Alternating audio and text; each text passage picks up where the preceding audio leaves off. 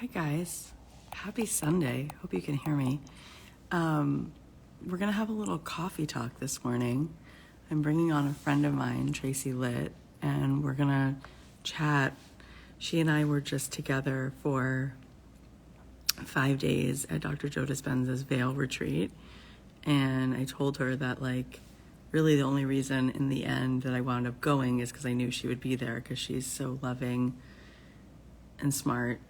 And it's so fun to have a friend, more than any information we can all learn, more than any program, the most healing thing in the world is just love and friendship on some level. It's more than anything.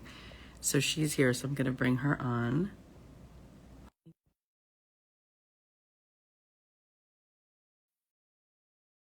Hang on. Why is that not letting me do that? Let's try that again.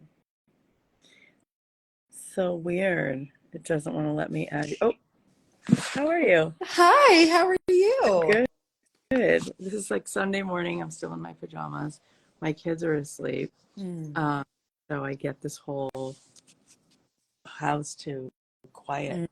All the It's really nice. It's the best. It's the best. Let me just say thank you.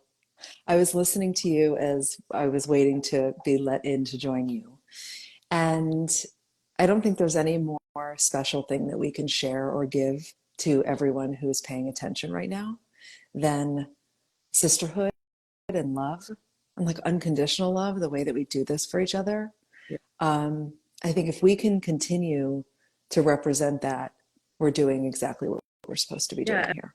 And I think I want to just level set for everyone that we have this ridiculous thing that we do where we compare ourselves to other people, and then we assume incorrectly that because somebody has whatever it is that we think is quote unquote more than what we have, if it's more success or more accomplishments or better hair, I don't know, that this person has arrived at a place where they no longer hit their edges or struggle. And what I want to talk about, and there's so much to unpack around it, is our old stuff is so stubborn.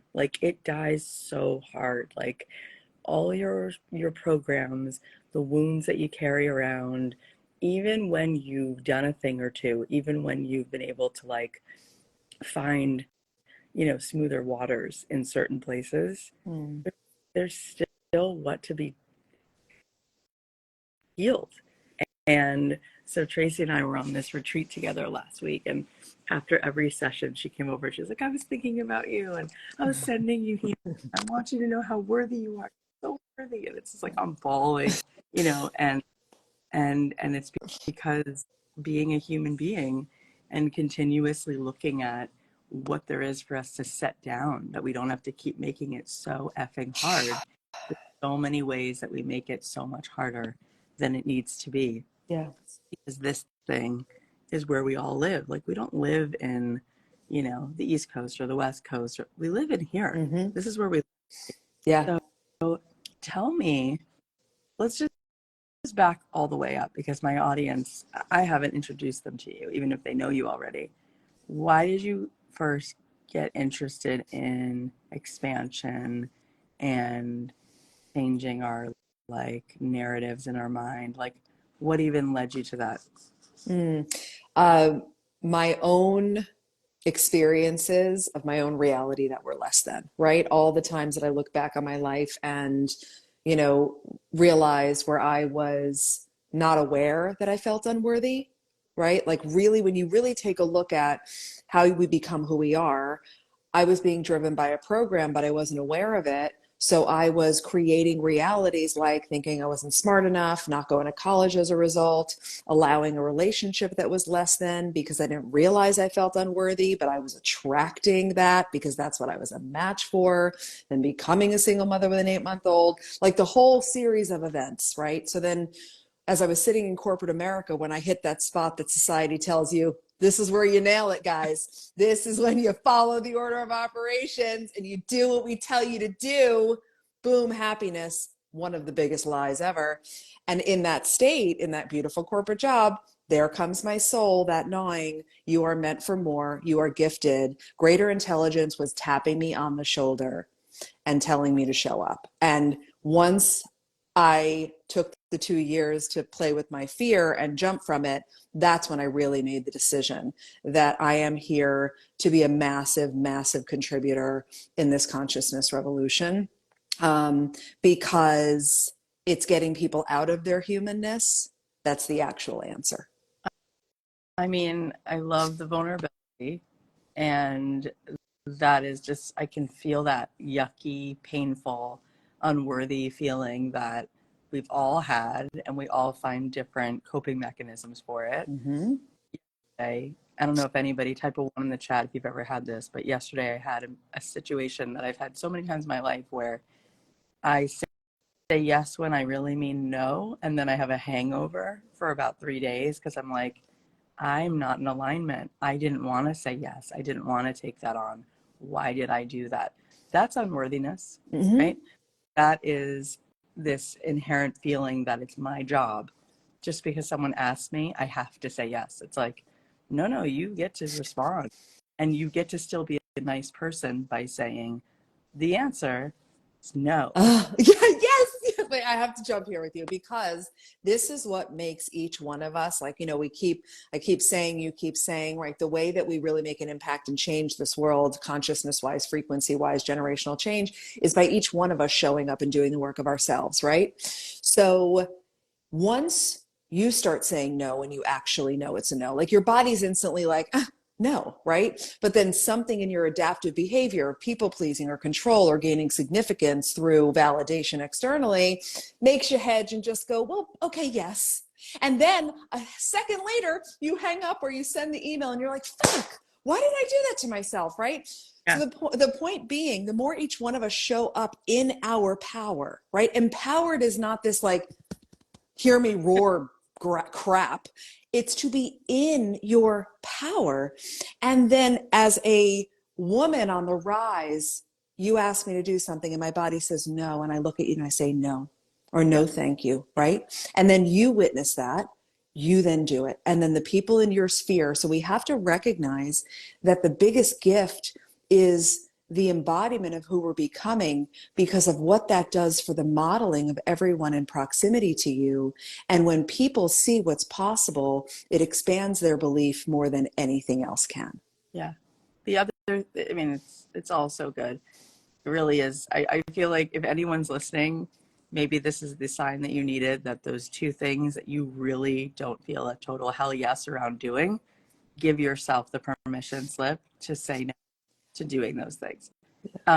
You said also that the biggest lie ever is like once you get your 401k, there's this shower of happiness, and like so many unhappy adults who are such hard workers who went to college, checked all these boxes, and now they're sitting in corporate America somewhere going, when does it get to feel good? Like, this doesn't feel like what I thought one day, the one day feeling over the rainbow. There ain't no over the rainbow feeling here. So, what's that about? Oh, yes. Thank you. Why do we Thank talk you. about that? How do we get out of that? Oh, this is so good. This is, oh, you guys, I hope you're feeling the vibration that's happening right now because my body is like, ooh. The way we were set up to believe we would achieve that happiness and success was through that old model of external, right? You do this, then you go here, then you graduate elementary, middle, high school, college, master's degree, meet your spouse, get a house, white picket fence, have 2 kids, throw a dog in there because that looks good for pictures, and you're rock solid. And what that does is that drives that third dimensional consciousness, humanness, lack, fear, separation paradigm that our culture needs to survive and spin, leading us to believe that it's the outside that informs the inside. The reason why so many of us then hit that wall and get disgruntled or realize what is happening, or I'm ready for more, or God, is this all there is, or do I have to do this until I die? Those are amazing little tinges and sparks of the awakening to the rise of your consciousness, of the awakening that it doesn't matter how much external you achieve, because the truth is that the satiation of this lifetime is an inside job first. It's a satiation of your soul. It is the inside is what creates the outside. And that's the shift, right? That's what happens. And it's a beautiful thing to awaken to, because it's the only way that we're going to be able to actually change the world. Truly. Yeah, it's so powerful just to be reminded, when you're looking at these people in the blue zones, everyone's talking about it now because Dan Buettner has this awesome show on Netflix. And so, like, finally Netflix, like, let something on that's like, but you see these people and their lives are not about all of those things. They're not about piles of things. They're not about how many followers they have. They're really about how much of their own practice leads them to feeling a lightness in their own being. And then moment by moment, it doesn't matter if anyone's heard of them or if they have their 15 minutes of famous or if they ever post anything on social media. For them, there's something called well-being that has to do with the way you are looking through your eye sockets at this world and the peace of mind that you have or you don't have. One of the things that you do so well in your work is you help people to completely change this inner landscape, like you're talking about. What are some of the most important things that you want people to know about what's possible? Because I think sometimes people can hear that people do this kind of work, and when you're all the way over here, it's hard to see the view from over there. So then you don't even understand, like, what is all of that? And is there really a possibility in that for me? Yeah, such a beautiful question, Kath. So it's so interesting because it's like, what do you want the work to do for you? Is the first thing that comes through, right? What's available to you is all the things that you go to sleep at night wishing and hoping and praying. Like, it's literally already available for you because everything exists all the time, all at once. So to wake up in the morning and feel gratitude and have a genuine excitement to get out of bed and contribute to the world, to be present with your children and not play that game where you are physically there, but your mind is somewhere completely else, so you're completely not present. The ability to reassociate your perspective on important, uncomfortable conversations and actually show up like a leader. The ability to generate any amount of wealth that you desire because you realize the money isn't the security. You operating from your wholeness is the security. The ability to not only improve your marriage, and this one is what I'm in the midst of right now, but literally feel like you are married to a new person, like you're in a new marriage because you're both evolving. The truth is that everything actually is available to you.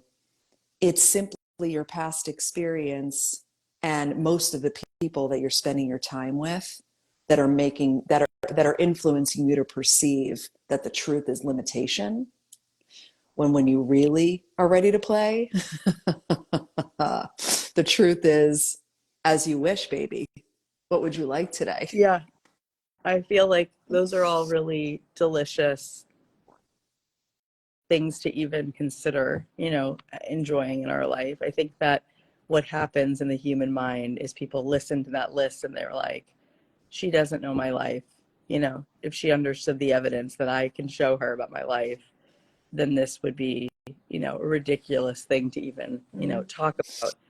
I want to bring it back to you because you were once really struggling financially, single mom, having just come out of a really uncomfortable relationship, and was able to kind of like take this really, tough hand of cards and turn it into a completely different hand of cards. Can you tell us a little bit about that journey? Because Yes, it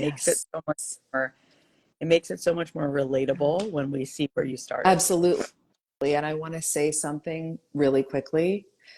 Someone once said, and I can't remember who, so we'll credit them, If you argue for your limitations, you get to keep them, Right. right?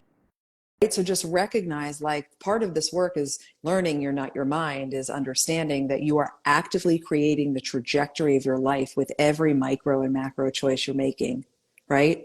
So to go with what your question is, so yeah, I mean, I was on food stamps with Taylor.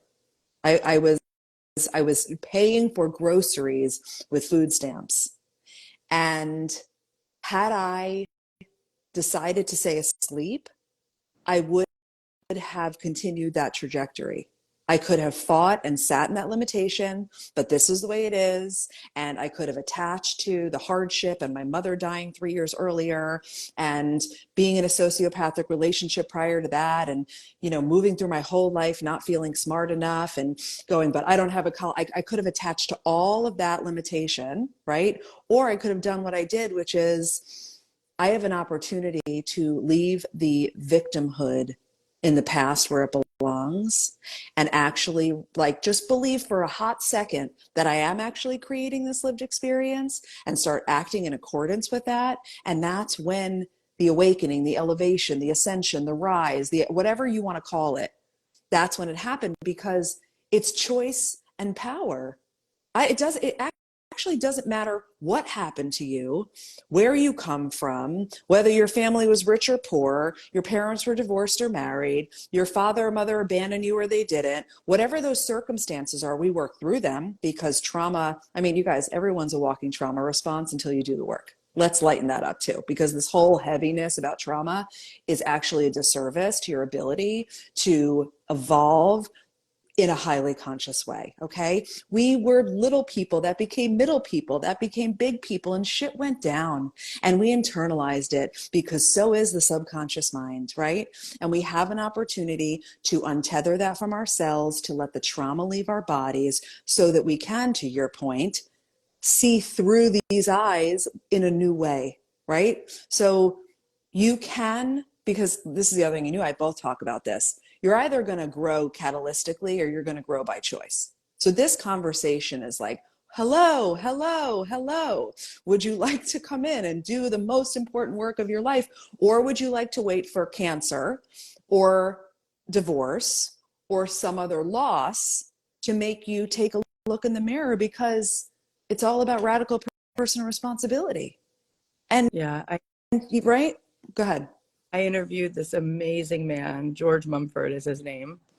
When I saw him on my sheet, because Emma sends me, I'm like, oh, is it the guy from Mumford and Sons? Mumford, I know. That's what I thought. He is so unbelievable. So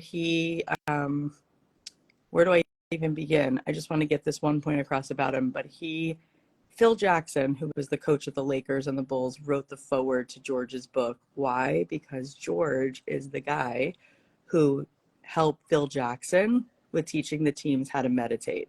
But why is that so important? That he's been doing mindfulness and meditation and self-development work for so long? Well, that's important because he was a heroin addict. Why was he a heroin addict? Because he grew up in a tough spot. He was able to achieve a certain amount of success because he played really good basketball. He was roommates with Dr. J, and they were on the same team in college, but he got injured.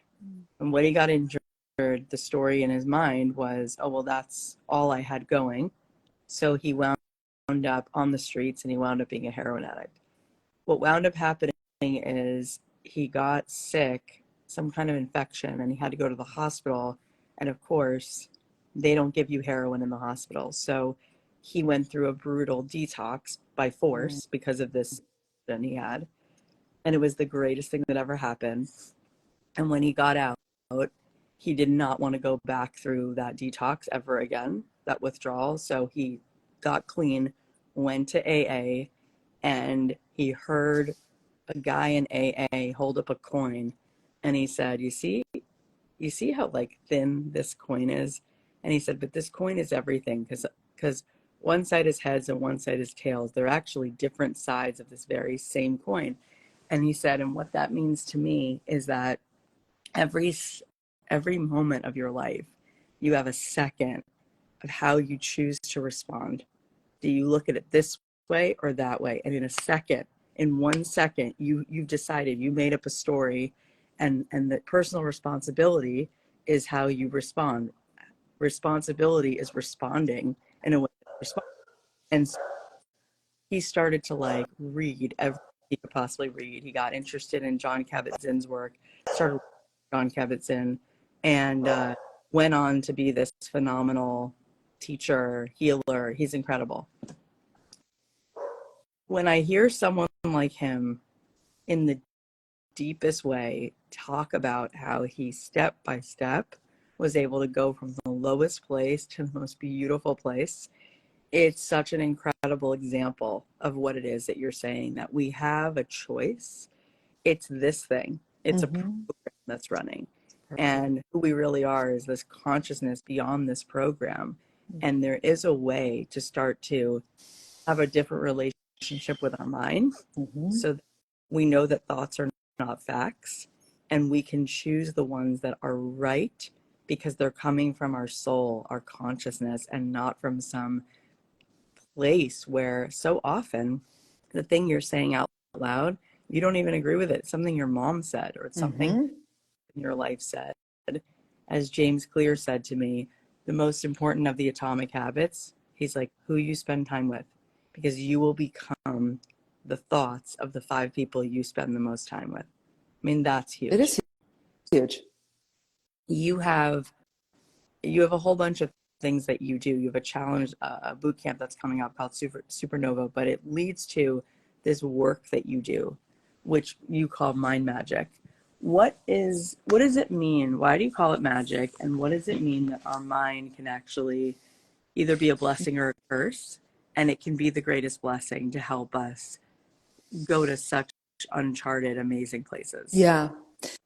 So it's called mind magic. Well, really, the origin of it was I taught a thought workshop in one of my old coaches when I first started out.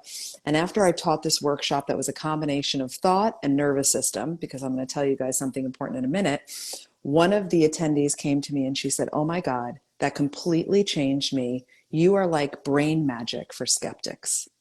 And I said, "Oh, okay." And then boom, it was like, I love alliteration. So I turned it into mind magic, and that's what it became.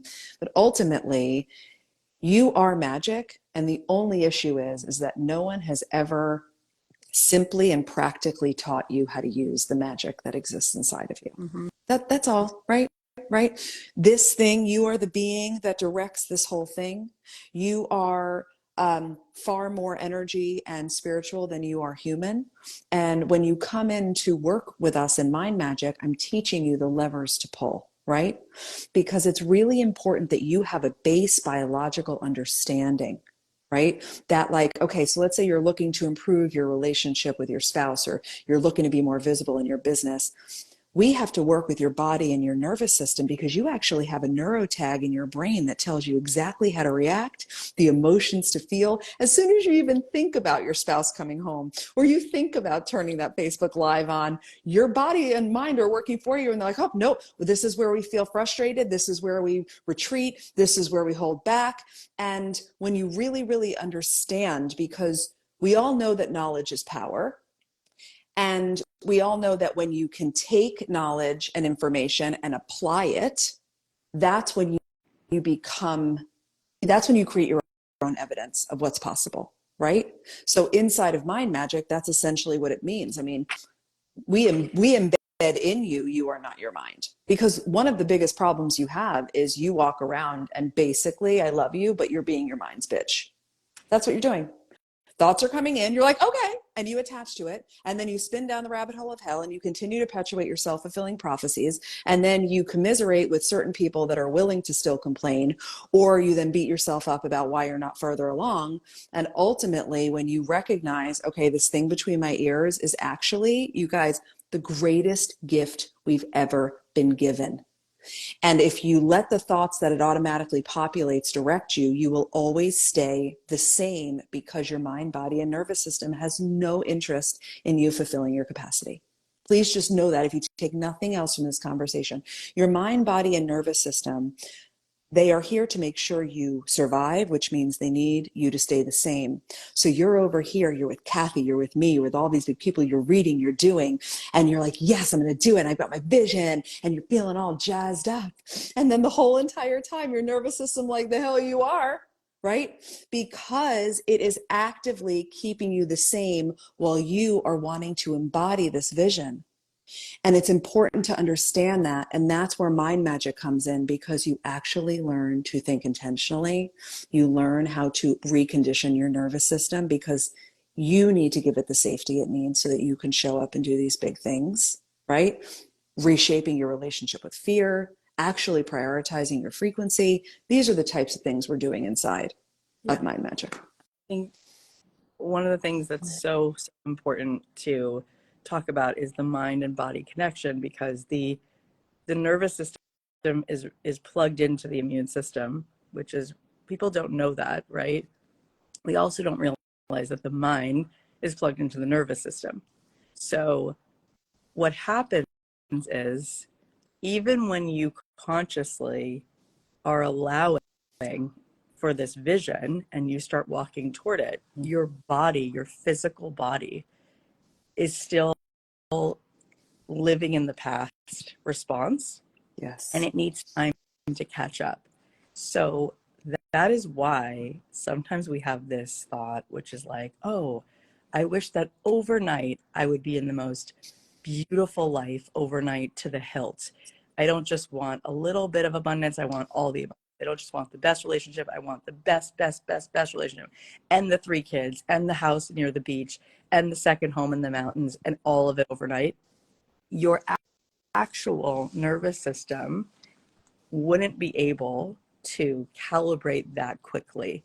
And so what happens is somebody allows themselves a little bit more joy, and they take it in, and then what happens, they start to cry, or they're like, oh my god, I can't believe I'm in this moment that I allowed to happen on some level, that my friends threw me this party, or I'm with a really nice guy. And then what happens, you're crying, right? What happens in Good Will Hunting, he's like, she goes, I don't want to take back. What do you mean? And he's like, it's enough, Skylar. Why?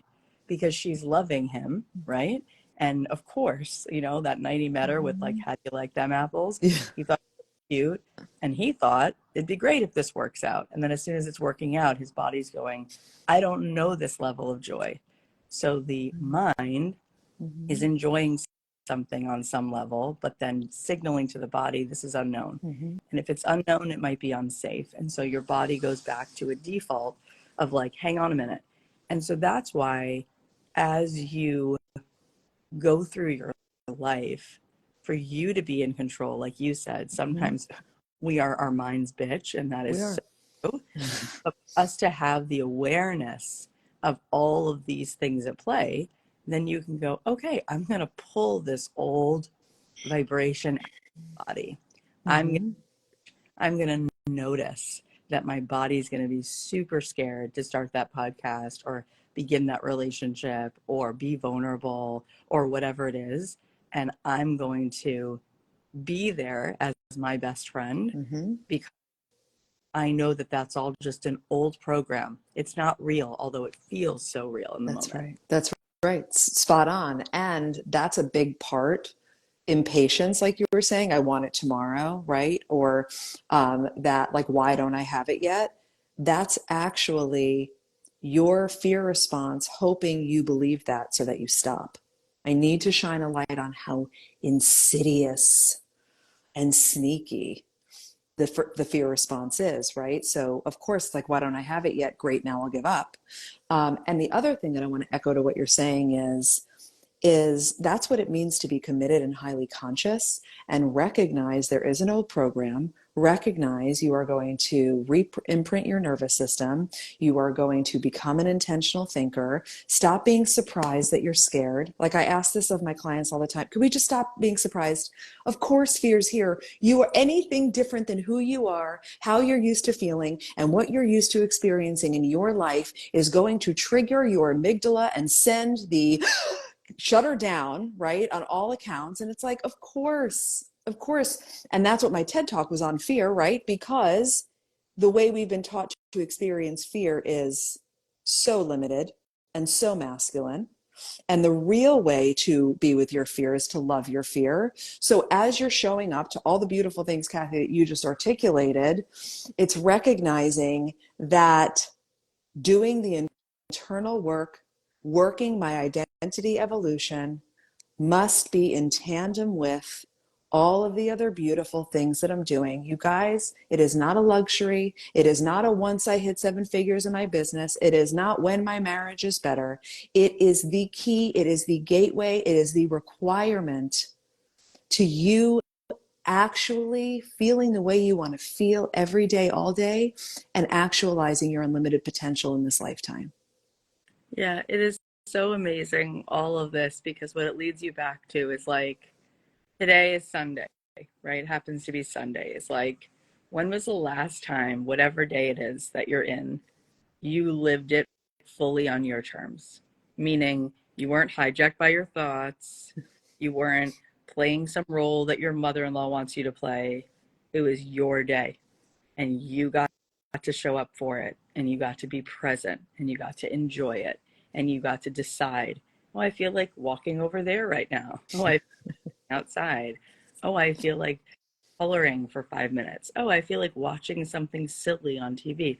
Oh, I feel like, but with the presence of mind where you're not literally rehearsing the past as you go through this whole day. I mean, if we're not conscious, that unconscious way in which our mind will just run us back into the past every day. Mm. It doesn't matter then if you're in Lake Tahoe with your kids or if you're at the grocery store, because your brain is still unconsciously just working out a lot of stuff that when you really think of it, it's so boring and it's such a drag because there's such a different level. It's like flying the plane at a different altitude. It's Of like course. storm is always an option on some level, Mm-hmm. or Mm-hmm.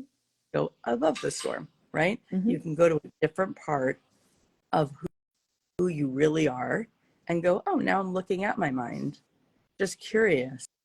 And instead, I can feel what's really home base, which is this endless capacity for love, this endless capacity for imagination, this endless capacity for gratitude, and just knowing that this moment as it is really nice. And there's nothing I need to fix Right. to enjoy it. That's right. And that actually is the key to a successful personal evolution. You cannot do it through the lens of needing to be fixed because that's the lie. That's what keeps all of the old programs spinning. You are inherently whole. Why? Because we are derived from the same oneness, consciousness, pure love, and source that the stars and the moon and the atoms and the molecules and the galaxies are derived from. That gave rise to you and me and everybody who's listening to us. The truth is you are pure love. The truth is you are oneness. The truth is your abundance, right? So it's like everyone always says, how do I get out of my own way? It's like, that's the answer. Be present. Presence, and that takes practice. It Presence takes And practice. I was just watching yesterday, like a little clip of Sinead O'Connor, like a year or so before she died recently. And in the interview, she was saying like her mother was so abusive, like used to beat her up almost every single day badly. And then while she was beating her up, she would have her say out loud, I am nothing, I am nothing, I am nothing. And she said, when you say that over and over again, you believe it like straight up.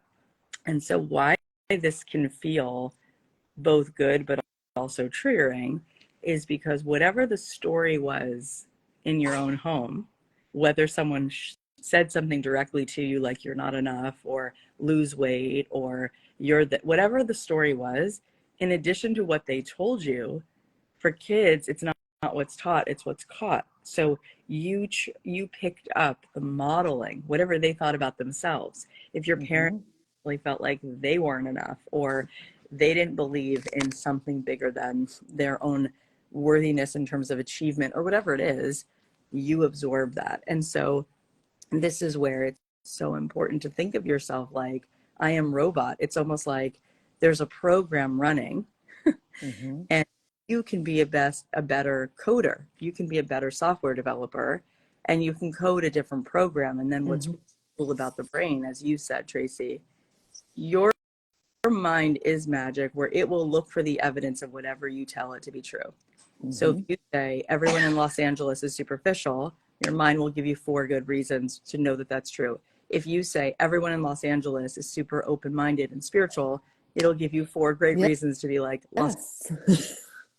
That's why this work, I always say the most important meeting of your day has to be the meeting with yourself, Mm-hmm. 20 minutes in the morning, to decide the way you selected what food you're going to eat today and what you're going to wear. What are you wearing in here?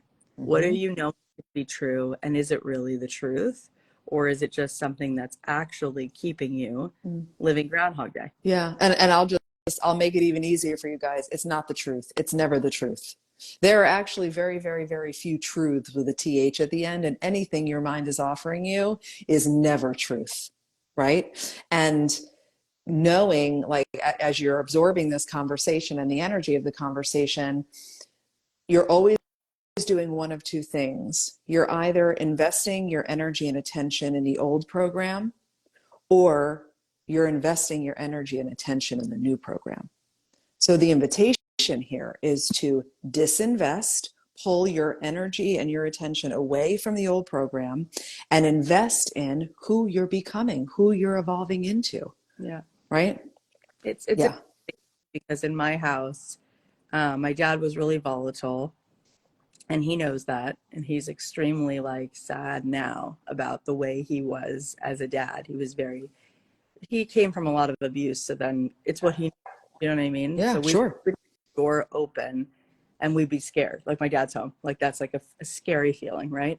And my mom is bipolar, so she suffered from manic depression my whole life. But what's so interesting, Tracy, is that my choice as a little being, 3 years old, 4 years old, where I went in the dynamic was to be the peacemaker, was to be the one to make everyone happy. That definitely has its heaviness. Okay, there's definitely what I'm working on big time. Mm. But the other piece of it was my mom would say to me all the time, "Why are you so happy all the time? You're always so happy. Kathy's always happy. She's always the happy one. I don't understand. I don't understand." And I remember at my bat mitzvah, she got up to give like a talk, and she was like, well, I was trying to prepare my remarks, and she looks at me, and I'm in the front row, and she goes, all I could sit there, I couldn't even write anything because I just thought, Kathy's happy, and it's a puzzle. She, I don't understand why she's so happy. She's always so happy. And my mom, and then I think for a second, maybe she had this thought like, wait a minute, she must not be happy all the time. Maybe we're not like receiving that she's Right. like literally, but with all that being said, it became my identity, Tracy, to look Yes. for the good. Okay. So this is the interesting part of it. Okay. I then became associated in my family with all things Rainbow Bright, Care Bears, Punky Brewster, multiple colors. And what happened was it became like a superpower that my thing, like everyone's being told their thing, like sometimes the kid, not me, but some kids are told, you're great at math, you're great at math. And they're like, I'm great at math. So they become really good at math. Yeah. My superpower became I could always find the highest vibration, the happiest thing, even in the turmoil, even when my parents were like divorcing and my mom is suicidal. She's like, I don't, and she would get so angry about it. And it became like my like cape, like I could see. And what did I come to find out? That is actually our greatest tool in the world, is being able to see further than what you might think is all there is to see. It's like the sun will come out tomorrow. I mean, it is Mm-hmm. Viktor Frankl standing in a concentration camp is the most extreme example, but it's like our ability to see further than what is being given to you. When you start to realize how much bigger, how much more possibility, you'll find examples of like 29 people who've done that exact thing, or who had it even harder and were able to go to this place, or who are so empathetic or so joyful. Somebody yesterday was saying like the people in this world are superficial or whatever they are, and I was like, I all I can see is the people that I meet, and the Mm-hmm. people that I see are the most unbelievable human beings in the world. Like I literally, my view of humanity is 11 out of 10. Mm-hmm. 11 out of Yes. I'm like, Yes. I started a podcast. I've met people from around the world. They're so kind. They're so sweet. They're so real. They're so authentic. They're so willing to help each other. The world is amazing. And so when you start to plant those seeds, this is like magic fertilizer. Mm-hmm. It just grows an Amazon rainforest and it starts giving you fruit and treasure. And I guess what I'm saying is it seems so impossible, but it's kind of as simple as being unrelentingly willing Mm-hmm. to find the optimism, to believe that there's a whole other story that's way bigger and way more juicy than this limited garbage that someone in front of you is handing over to you. Like, this is humanity, this is life. Not so fast. Yeah. That is Yeah. Well, you literally see what you look for. And when you understand the the neuroscience of that, when you understand the centers of your brain that are driving that, when you change what you want to see, you will actually see that, right? So it's like if you move to feel better, well, wherever you go, there you are. That's why it is you that must come in and do the work of you so that you can create a different lived experience. Because of the way you see the world, Kathy, the world delivers itself to you that way, right? And that's the thing that everyone really needs to understand, because as we each elevate what we want to see, which elevates our frequency, then that elevates the collective and we become more conscious. And then that entrains the energy and the experience of everything and everyone around us. So as much as this conversation is very much about each of you, get those gains, have personal freedom, hit that wealth, grow that business, have great sex, be a great parent. I love it all. Enjoy it. It is so much bigger than you.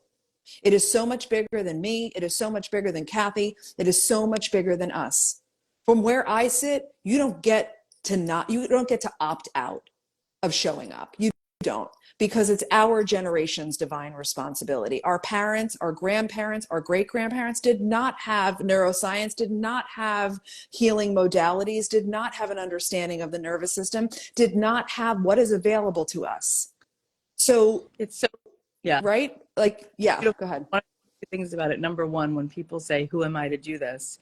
Sometimes I take that approach and I say, who are you not to do it? Meaning to say, I think the most depressing state of mind is when we're thinking about ourselves, truly. Yes, of course. Because if you're really feeling down and you go do something kind for someone, like there's like across the street from us, there's an older woman, and my kids and I went and dropped something off at her house the other day, and we were on a high for like 10 hours. Okay. Mm. So when we say, who are you not to do it? It's like we were all put here to add a different something to the greater whole, right? Because we're Yes. all needed. And when you're so busy thinking about all the crap in your mind, how are you able to be generous to someone in that moment? How can you be present with the person sitting on the bus next to you? How can you be present with the stray dog that's sitting on the corner of the street when you are in your own muck, right? Mm-hmm. Yeah. And I think about what you just said about grandparents, because I really have to give credit to my grandmother, who passed away about 9.5 years ago. And she always lived around the corner from us. And she grew up like, below the poverty line, came here, Ukrainian immigrants, escaping like tons of persecution, lost her family, had nothing, living in a tenement, even constantly evicted from a tenement because they couldn't even, they didn't even have a bathroom, meaning there was one toilet for 26 units in the tenement. So like her mom died, everybody had tuberculosis, and it was just like all kinds of garbage. And she said to me, she goes, I couldn't go to school past the 5th grade, but I taught myself to read. And I used to go to the library and I would be taken away by Jane Austen or taken away by wherever. And then she went to Harlem every night and she would dance at this place called Roseland. And she met my grandfather there. and they became the star dancers. And they were on the radio because there was no TV, but they would like have these competitions, and Ella Fitzgerald was her friend, and Ella Fitzgerald would sing. And these people were so poor, it gives me chills. They were so poor and they were so happy. They would dance till 4 or 5 in the morning every night, because in those times, all the problems melted Yeah. away. And so my grandfather, my grandmother were dance partners. And then one day he walked her home and they were sitting on the stoop, and she's like, I can't bring you to meet my father because I'm Jewish and you probably think I'm Italian because you're Italian. He goes, I'm not Italian, I'm Jewish. She's like, oh my God, Mazel Tov, I can date you. Um, Meanwhile, they were pretty like super hot and heavy dating. So they got married, but she used to say to me, it's so easy to see the good. That's what I was sorry. She used to say, it's so easy to see the bad. That's what most people do. But if you look for the good, you'll always find double. I used to do that. And she was like in my ear saying to me, Kath, my money's on you. There's nothing you can't do. You've got this. Like, you know, and when she lived to see like the beginning of my success, I guess you could, certain ways. And she used to say, tell me again, they gave you $15,000 to use your song in McDonald's. I go, no, grandma, 50,000. She's like, 15,000. I'm like, it's fine. She goes, that's unbelievable, you know? And I feel like that is such an incredible shot of medicine that I had, because to be able to dance your way through the depression, through family murder, through no food. Let's put it this way. That was available as a choice to dance. It That's was right. on the table, and she found that one spot. And from that one spot, her and my grandfather built this business. He used to make cardboard that went into men's dress shirts.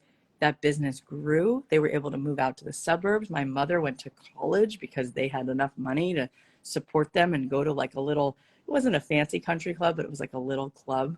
And my grandmother never took a dime from anyone. She lived very modestly, like in a little apartment, but she always had enough. And this is a girl who was malnutritioned as a child because they had nothing.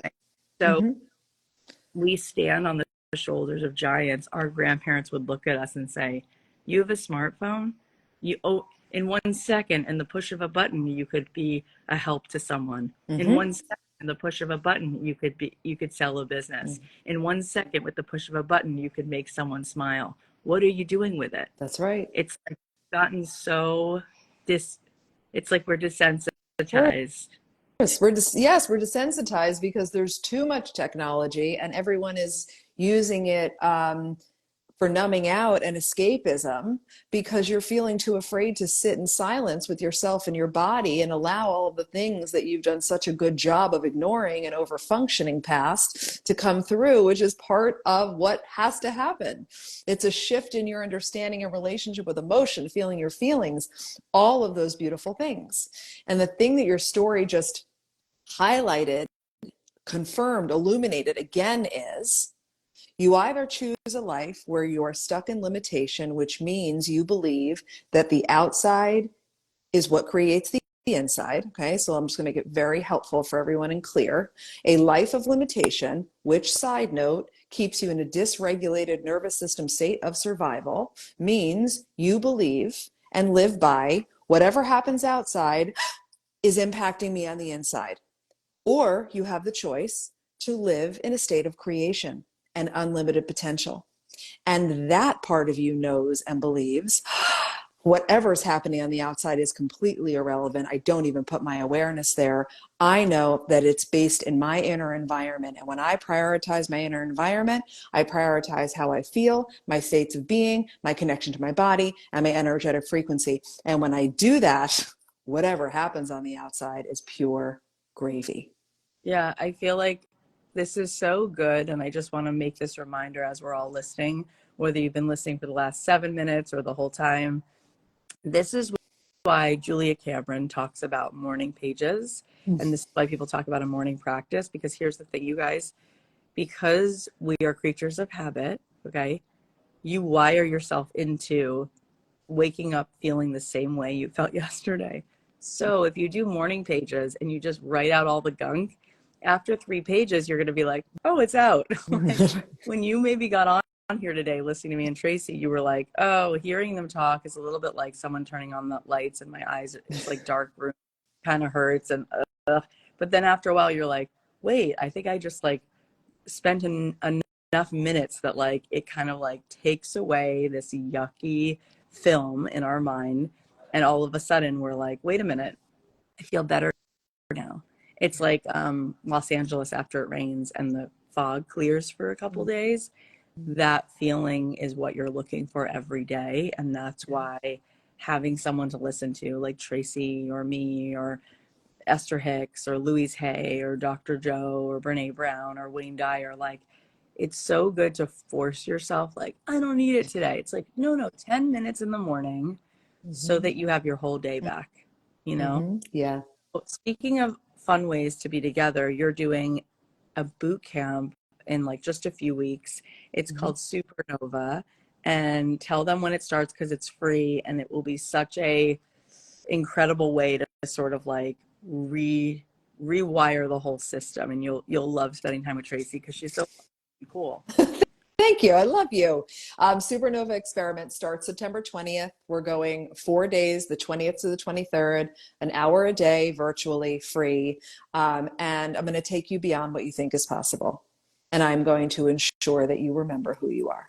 Because when I can do those two things, the rest just follows and flows. I love that. What's the link that they can join Supernova? The supernovaexperiment.com. So the supernovaexperiment.com, and you head over there and sign up, and we will be there together, and it'll be amazing. And make sure that you say that you mention Kathy when it says, how did we hear about us? Because I want to know where you guys came from. Yeah, and it's really fun for her to know like which communities. I always feel so proud of my community. I'm like, my community represents. So if you go to the supernovaexperiment.com, is that what you said? Yes. If you go to the supernovaexperiment.com, write in Kathy Heller so that she knows that you're a part of this world. We're a special group, I would say. I always hear that from, it's kind of like a teacher when the substitute teacher comes and then the substitute like, your class or your children are so well. I always hear from people like, no, and I'm not even joking. People will come on the podcast and then they'll say to me, I've been on other podcasts, but your people are so cool. They're highly sweet and functional and conscious. And I'm like, great, amazing. So Yes. Join Tracy because you'll just be so happy you did. And Tracy, what do you want to leave everybody with that maybe will make today 5% better? Close your eyes for a moment. Take a deep breath in. And exhale. And put your awareness on my voice. You are whole. You are whole right now. It is inherent to your birthright. You are love. And everything that you desire is making its way to you.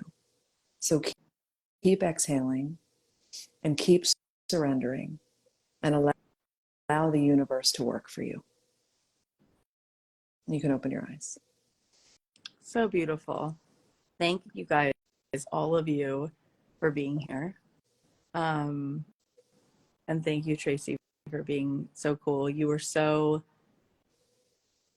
generous, kind, unusually loving on the trip that we just took. It was such a once in a lifetime gift to have you there with me. And every night after we do like 6 or 8 hours of meditation, Tracy and I would go to dinner or take a walk or like sing Indigo Girls songs.